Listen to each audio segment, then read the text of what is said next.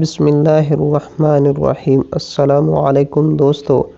حضرت ابو ایوب انصاری کا ایک تاجکہ تھا جس میں آپ رضی اللہ تعالیٰ عنہ نے کھجوریں رکھی تھیں۔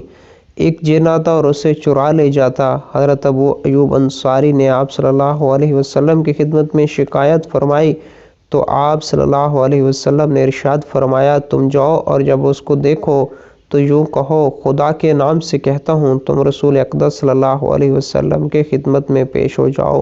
اس طرح سے انہوں نے اس کو پکڑ لیا تو اس نے حلف اٹھایا کہ وہ دوبارہ نہیں آئے گا، تو انہوں نے اس کو چھوڑ دیا اور حضرت صلی اللہ علیہ وسلم کی خدمت میں حاضر ہوئے تو آپ صلی اللہ علیہ وسلم نے فرمایا، تیرے قیدی نے کیا کیا؟ انہوں نے عرض کیا، اس نے حلف اٹھایا ہے کہ وہ دوبارہ نہیں آئے گا۔ آپ صلی اللہ علیہ وسلم نے ارشاد فرمایا، اس نے جھوٹ بولا ہے، وہ جھوٹے ہونے کی وجہ سے دوبارہ بھی آئے گا۔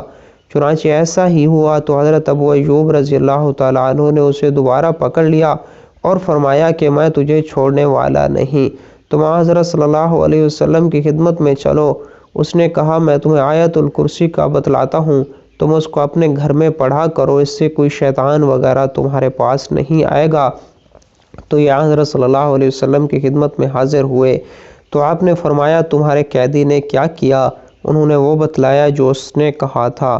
آپ نے ارشاد فرمایا، ہے تو وہ جھوٹا لیکن تم سے سچ کہہ گیا۔